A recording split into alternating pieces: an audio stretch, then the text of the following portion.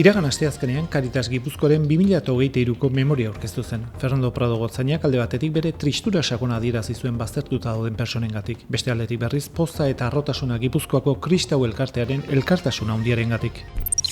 Erantzunkizunean eta gardentasunean aurrera egiteko konpromisoarekin, maiatzaren 27-ko 29-era Donostiako Elizbarrutiko ordezkaritza batek gotzainen biltzarrak Madrilen antolatutako ekonomia sostengu eta gardentasunari buruzko jardunaldian parte hartu zuen.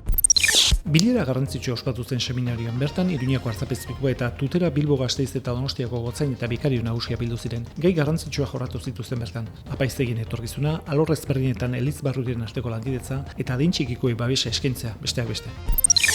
Fernando gotzaina buruzela, Irunen amaiera eman zitzaion Irurrenari, hau da, Andre Mariaren koronatzearen 70. urteurrenari. Bere homilian gotzainak iragana ez dela malenkonia zuritu behar azpimarratu zuen baizik eta bizitzea egokitu zaigun garaiarengatik eskerrak eman behar zaizkiola Jainkoari.